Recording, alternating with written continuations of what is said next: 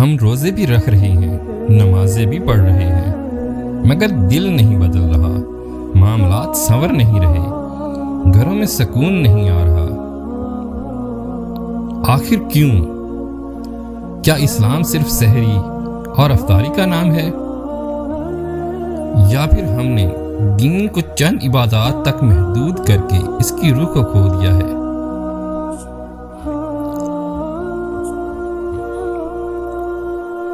اسلام صرف نماز اور روزے کا نام نہیں، اصل خرابی کہاں ہے؟ رمضان آتا ہے، ہم روزے رکھتے ہیں، تراویح پڑھتے ہیں، تسبیح کرتے ہیں، مگر رمضان گزرنے کے بعد وہی غصہ، وہی حسد، وہی قطع طلبی، وہی ناانصافی۔ اس کا مطلب یہ ہے کہ ہم نے عبادت کا جسم تو پکڑ لیا، مگر اس کی روح کو چھوڑ دیا۔ اسلام صرف نماز اور روزے کا نام نہیں، اسلام معاملات، اخلاق اور دل کی صفائی کا نام ہے۔ دعا قبول نہیں ہوتی۔ آج گھروں میں سب سے بڑا مسئلہ کیا ہے؟ بھائی بھائی سے ناراض، بہنوں میں بات بند، چچا، ماموں، پھوپھی سے تعلق ختم، سالوں سال عید بھی الگ، خوشی بھی الگ، غم بھی الگ۔ ہم نماز بھی پڑھتے ہیں، روزے بھی رکھتے ہیں، مگر رشتے جوڑنے کی کوشش نہیں کرتے۔ نبی کریم صلی اللہ علیہ وآلہ وسلم نے فرمایا، جو شخص قطع رحمی کرے، رشتہ داروں سے تعلق توڑے، وہ جنت میں داخل نہیں ہوگا۔ ایک اور حدیث میں آیا ہے، قطع رحمی کرنے والے کی دعا قبول نہیں ہوتی۔ سوچئے، ہم راتوں کو دعائیں مانگ رہے ہیں، مگر دل میں رشتوں کی دیواریں کھڑی ہیں، اللہ کیسے قبول کرے؟ رشتہ توڑنا آسان ہے، جوڑنا مشکل، مگر جوڑنے والا اللہ کے قریب ہوتا ہے۔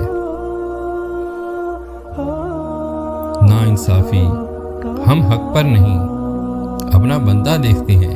ہمارا ایک اور بڑا مسئلہ کیا ہے؟ جب جھگڑا ہوتا ہے تو ہم انصاف نہیں دیکھتے، ہم اپنا آدمی دیکھتے ہیں۔ اگر میرا بھائی غلط بھی ہو تو میں اس کا ساتھ دیتا ہوں، اگر میرا دوست جھوٹا بھی ہو تو میں اس کی حمایت کرتا ہوں۔ یہی وہ بیماری ہے جس نے معاشرے کو تباہ کیا۔ قرآن کی تعلیم، اللہ تعالیٰ فرماتے ہیں، اے ایمان والو، انصاف پر مضبوطی سے قائم رہو، خواہ وہ خود تمہارے خلاف ہو یا والدین اور رشتہ داروں کے خلاف۔ اور حدیث میں آیا، اپنے بھائی کی مدد کرو، چاہے وہ ظالم ہو یا مظلوم۔ صحابہ نے عرض کیا، مظلوم کی مدد تو سمجھ میں آتی ہے، ظالم کی کیسے؟ آپ صلی اللہ علیہ وآلہ وسلم نے فرمایا، اسے ظلم سے روک دو، یہی اس کی مدد ہے۔ ہم کیا کرتے ہیں؟ ظالم کو روکتے نہیں بلکہ اس کی ڈھال بن جاتے ہیں۔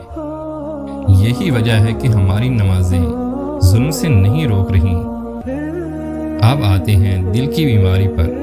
حسد کیا ہے؟ حسد یہ ہے کہ کسی کے پاس نعمت دیکھ کر دل میں خواہش آئے کہ یہ نعمت اس سے چھین جائے۔ اصل میں حسد کا مطلب یہ ہے کہ آپ اللہ کی تقسیم پر راضی نہیں ہیں، آپ کو اعتراض ہے کہ اللہ نے اسے کیوں دیا۔ حدیث، نبی پاک صلی اللہ علیہ وآلہ وسلم نے فرمایا، حسد سے بچو، کیونکہ حسد نیکی کو اس طرح کھا جاتا ہے جیسے آگ لکڑی کو کھا جاتی ہے۔ سوچئے، ہم روزے رکھ کر نیکیاں جمع کرتے ہیں اور حسد سے جلا دیتے ہیں۔ کینہ، دل میں زہر پالنا۔ کینہ کیا ہے؟ کینہ یہ ہے کہ کسی کے خلاف دل میں بغض رکھنا، معاف نہ کرنا، بدلہ لینے کی نیت رکھنا۔ حسد میں نعمت چھیننے کی خواہش ہوتی ہے، کینہ میں نقصان پہنچانے کی آگ ہوتی ہے۔ نبی کریم صلی اللہ علیہ وآلہ وسلم نے فرمایا، پیر اور جمعرات کے اعمال پیش کیے جاتے ہیں اور ہر اس بندے کو بخش دیا جاتا ہے جو شرک نہ کرتا ہو، سوائے اس کے جس کے اور اس کے بھائی کے درمیان دشمنی ہو۔ کہا جاتا ہے، ان دونوں کو چھوڑ دو یہاں تک کہ صلح کر لیں۔ ہم روزہ رکھ رہے ہیں مگر دل میں نفرت رکھے ہوئے ہیں، پھر ہدایت کیسے آئے؟ نیت اصل بنیاد۔ ہم نماز پڑھتے ہیں مگر کیا نیت خالص ہے؟ ہم روزہ رکھتے ہیں مگر کیا دل اللہ کے لیے ہے؟ حدیث: اعمال کا دار و مدار نیتوں پر ہے۔ اگر نیت دکھاوے کی ہو، شہرت کی ہو، لوگوں کی تعریف کی ہو تو عبادت ظاہری رہ جاتی ہے، اثر ختم ہو جاتا ہے۔ اللہ دل دیکھتا ہے، عمل کی تصویر نہیں۔ کاروبار، جھوٹ، مہنگائی اور ہمارا بگڑا ہوا نظام۔ رمضان آتا ہے تو کیا ہونا چاہیے؟ رحمت، آسانی، چیزیں سستی، خیرات، مگر کیا ہوتا ہے؟ چیزیں مہنگی ہو جاتی ہیں، ذخیرہ اندوزی بڑھ جاتی ہے، جھوٹ اور دھوکہ عام ہو جاتا ہے۔ کیا یہی اسلام معاشرہ ہے؟ جھوٹ اور دھوکہ، کیا مسلمان یہ کر سکتا ہے؟ نبی کریم صلی اللہ علیہ وسلم نے فرمایا، جس نے دھوکہ دیا وہ ہم میں سے نہیں۔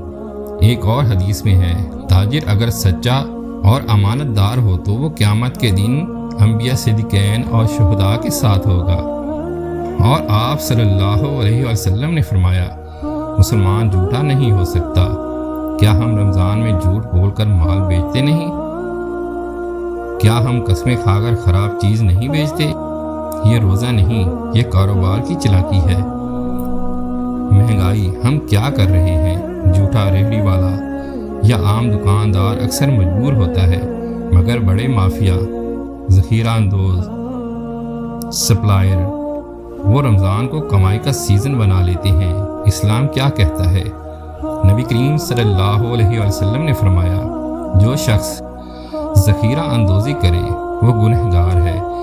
رمضان میں چیزیں سستی ہونی چاہیے مگر ہم مہنگی کر دیتے ہیں۔ نظام الٹا ہو گیا۔ مسلمان ماڈل ہونا چاہیے۔ مسلمان کو ایسا ہونا چاہیے کہ غیر مسلم دیکھ کر کہیں، یہ ہیں اسلام والے، سچ بولنے والے، امانت دار، انصاف کرنے والے، معاف کرنے والے۔ مگر آج اگر کہیں فائدہ نظر آ جائے تو ہم موقع نہیں چھوڑتے۔ یہی وجہ ہے کہ اسلام کی تصویر ہمارے عمل سے خراب ہو رہی ہے۔ کسی کا بھلا کرنا عظیم ثواب۔ نبی کریم صلی اللہ علیہ وسلم نے فرمایا، اللہ کے نزدیک سب سے زیادہ محبوب لوگ وہ ہیں جو لوگوں کو سب سے زیادہ فائدہ پہنچائیں۔ ایک اور حدیث، جو کسی مسلمان کی ایک تکلیف دور کرے، اللہ قیامت کے دن اس کی تکلیف دور کرے گا۔ کسی کو معاف کر دینا، کسی کا قرض آسان کر دینا، کسی بھوکے کو کھانا کھلا دینا، یہ سب روزے سے بڑھ کر اثر رکھتے ہیں۔ اصل نتیجہ، ہم کیوں نہیں سنور رہے؟ کیونکہ ہم عبادت کر رہے ہیں مگر معاملات درست نہیں۔ ہم تسبیح پڑھ رہے ہیں مگر دل صاف نہیں۔ ہم روزے رکھ رہے ہیں مگر زبان اور کاروبار میں سچائی نہیں۔ اسلام صرف سجدے کا نام نہیں، اسلام کردار کا نام ہے۔ اگر ہم رشتے جوڑ لیں، انصاف قائم کر لیں، حسد اور کینہ ختم کر دیں، کاروبار میں سچ بولیں، مہنگائی کی بجائے آسانی پیدا کریں تو ہمارا معاشرہ بدل سکتا ہے، ورنہ نمازیں رہ جائیں گی، روزے رہ جائیں گے مگر دل ویسے کے ویسے رہیں گے۔ اللہ ہمیں عبادت کے ساتھ اخلاص، نیت کی صفائی، انصاف اور سچائی عطا فرمائے، آمین۔